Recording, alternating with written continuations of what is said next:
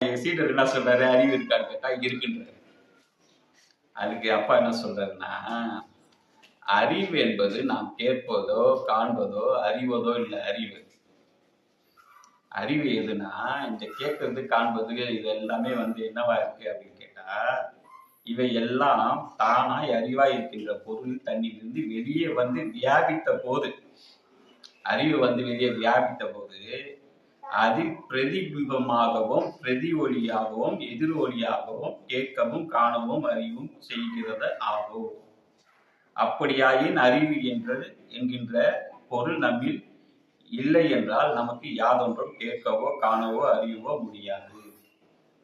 அப்ப அறிவு நமக்கு இல்லைன்னா அது பிரதி ஒலிக்குமா? நம்ம கேட்கறதோ காண்கிறதோ அறிவுதெல்லாம் அறிவு இல்லை, அதெல்லாம் பிரதிபிம்பன்ற எதிர் ஒளின்ற. எதிர் ஒளினா என்ன? நீங்க ஒரு ஒளி போட்டீங்கன்னா அந்த ஒளி அப்படியே உங்களுக்கு ரிப்பீட் ஆகாது. இப்ப நம்ம பார்க்கறதெல்லாம் ரிப்பீட்ன்ற. ஒத்துக்க முடியுதா? இப்ப நம்ம பார்க்குறோம், நான் பேசுறேன்ல, இதெல்லாம் எதிர் ஒளின்ற. எதிர் ஒளினா என்ன? நம்ம பண்றதை நம்ம கேட்கறோம். இப்ப நம்ம பேசிட்டு இருக்கோம்ல, இது எதிர் ஒளினா இதுக்கு முன்னாடி நம்ம இதை பண்ணியிருக்கோம். அதான அர்த்தம். இப்ப ஒரு இதுல போய் அலோ அப்படின்னு கத்துனா கொஞ்ச நேரம் கழிச்சு அந்த அலோ நமக்கு ரிட்டர்ன் ஆகும் இல்லையா? இப்ப நம்ம இங்க உட்காந்து பாக்குறதெல்லாம் எதிர் ஒளின்ற. எதிர் ஒளினா இதை நீ ஏற்கனவே பண்ணியிருக்கன்ற. பண்ணதையே திருப்பி நீ கேட்கற பாக்குற.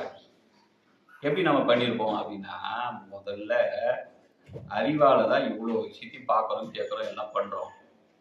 அறிவுல பண்ணி முடிச்சதுக்கு அப்புறம் இந்த உடலாக நம்ம செஞ்சுட்டு இருக்கோம். புரியுதா? அதனால இதெல்லாம் அறிவு இல்லை, இது எதிரொலி, ஒரு டெம்பரவரி அப்படின்னு சொல்றாரு. அப்ப அறிவுன்ற பொருள் நமக்கு என்ன இருக்கு அப்படின்னு கேட்டா, அதுக்கு என்ன சொல்றாரு, ஒருத்தன் செத்தா பிணமாகன்றான். அவனுக்கு ஏதாவது கேட்கவோ காணவோ அறிவோ முடியுமா? முடியாது. அது என்ன? எதனால? செத்த போது அதற்கு என்ன இல்லை? அறிவு இல்லைன்றாரு. அப்ப ஜீவன் இல்லாததால் அப்படின்னா, ஜீவன் இல்லை என்று எவ்விதம் தீர்மானித்தீர்? அவனுக்கு ஜீவன் இல்லைன்னு ஒரு செத்து போனதுக்கு எப்படி தீர்மானித்தோம்?